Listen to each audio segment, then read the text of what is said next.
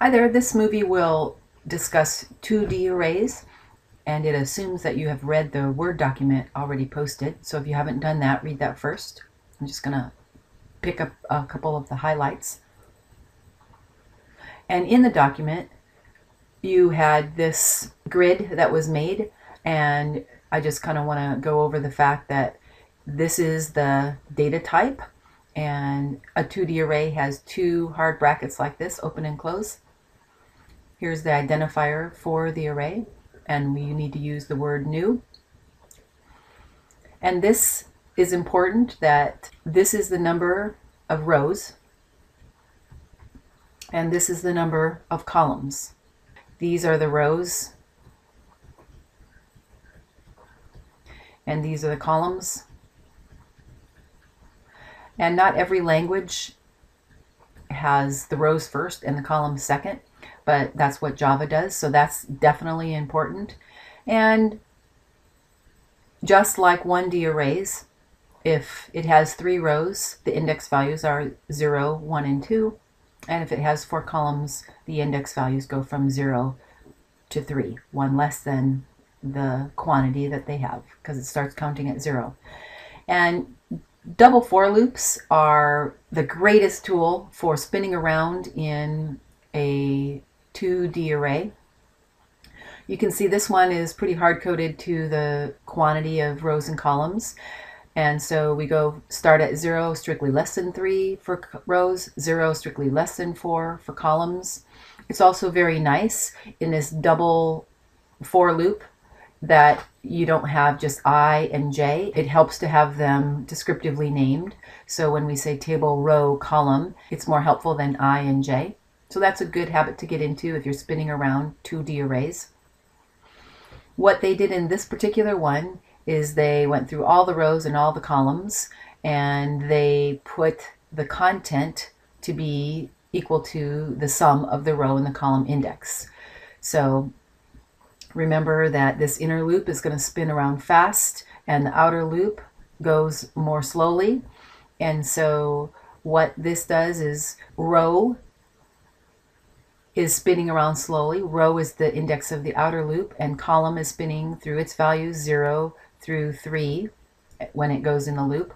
And so the order that this is filled is this value is first, this value is second, this value is third, this value is fourth filled, because the row index is staying 0 and the column index is spinning through 1 through 4. So this row is filling up first. Row chunks up to index 1, and so I guess I'll make it pretty. This one happens next, this one happens, and this one happens, and then this one happens.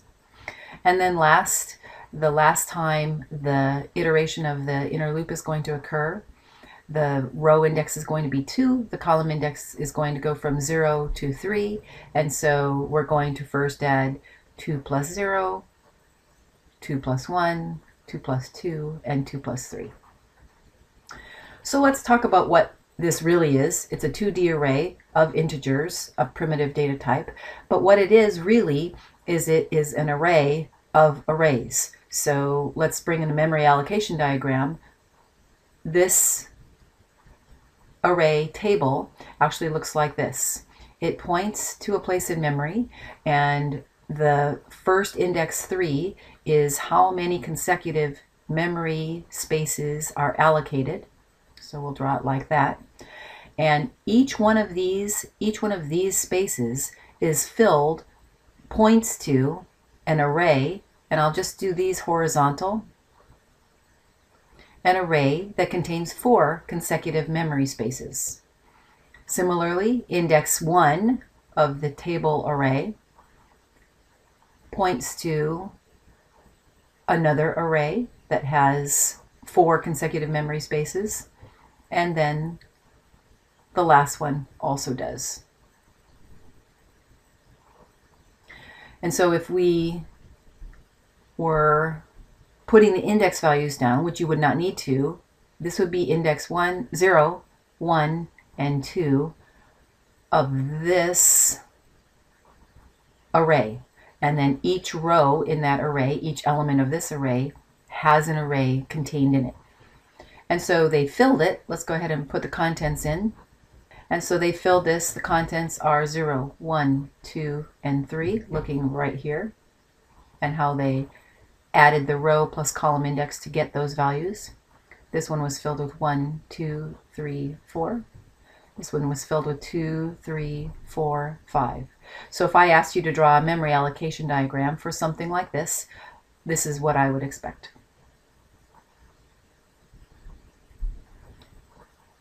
You also saw in the reading that you can declare a 2D array with initializer lists like we did for 1D arrays, and you can look up the syntax for that in the Word document. But what is important is that if you, let me go back to the previous page, if you hard code this value, then it's kind of easy to know how many times you're going to spin around. But what if you wanted to have a more general upper limit for your traversal of your array? With 1D arrays, we might have said row is assigned 0, row is strictly less than table.length. Okay, but how do you do that with 2D arrays? Well, it turns out that each of the rows, remember really all they are is they're pointing to arrays, each of the rows has a length method. And that makes sense, once again going back to the previous picture.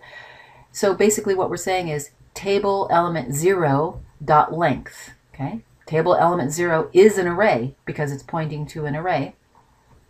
And so maybe that'll help you understand this particular part a little bit easier. This part right here. So that's how you ask how long is any individual row.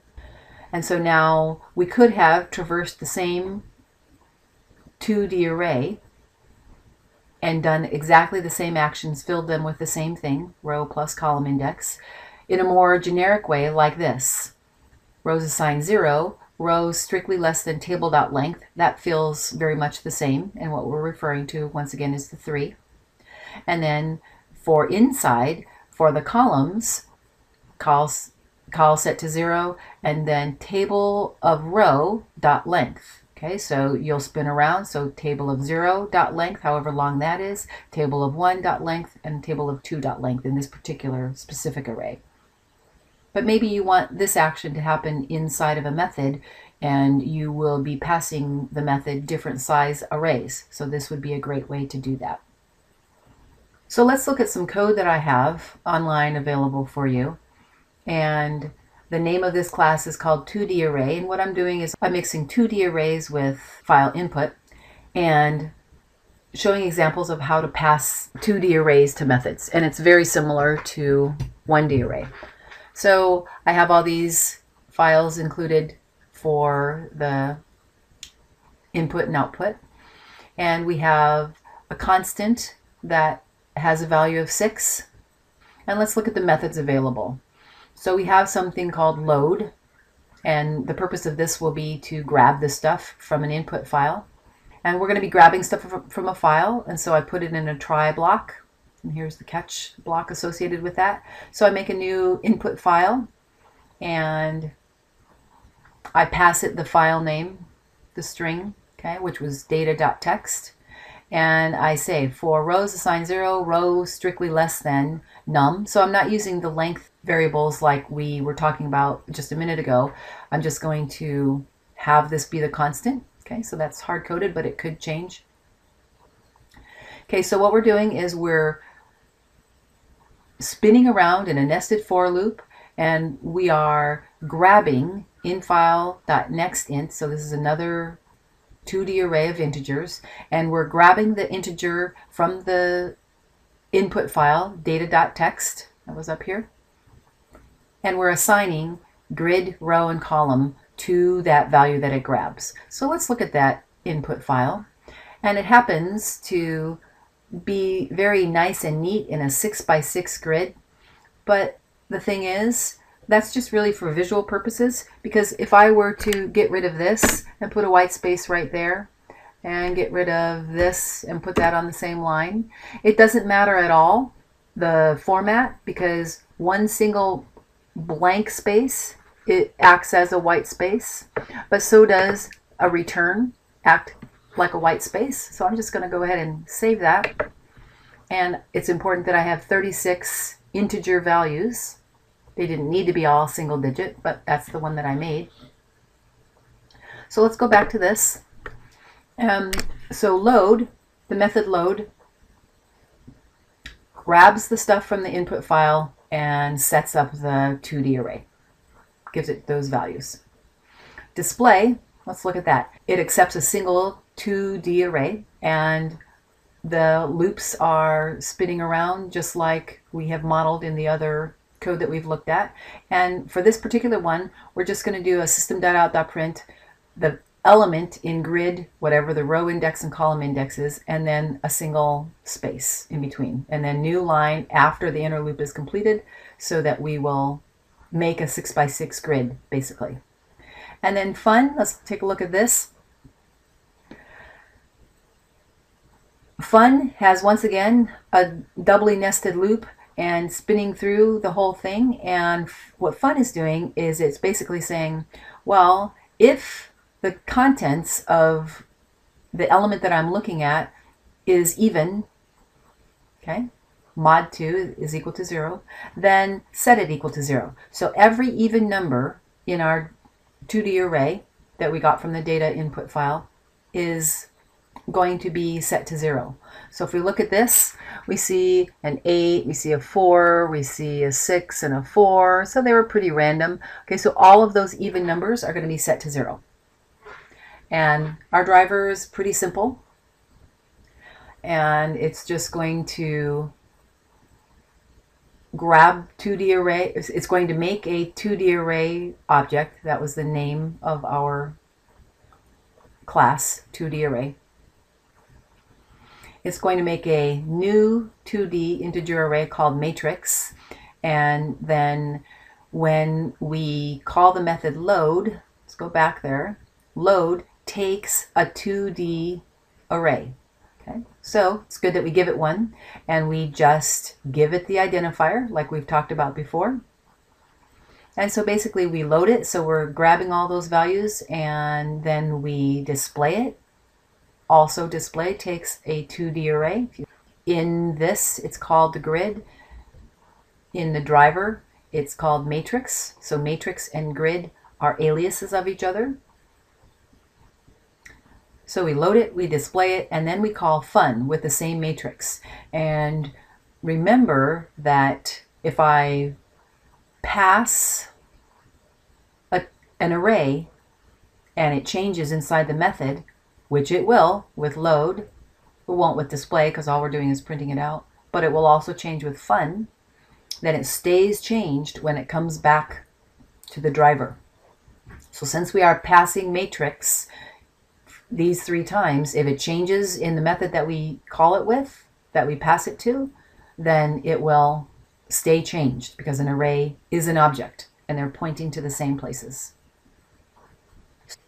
So in the code that I was showing you, it was called matrix inside the driver. But if we look at our other little diagram, pretending that this is grid, if I pass this array table like I did in the code, then matrix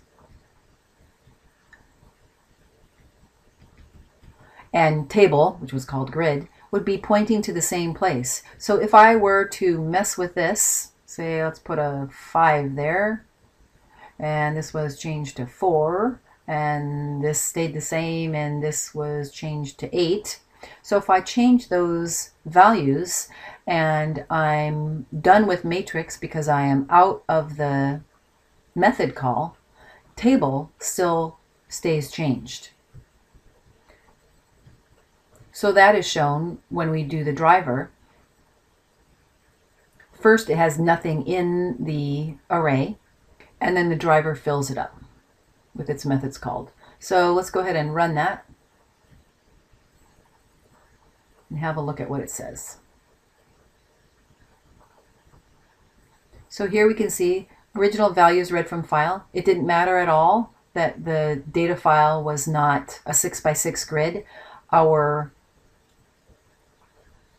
code in display is the thing that puts it in a nice 6x6 grid over here. And then after a call to method fun, so all of the even numbers change to 0.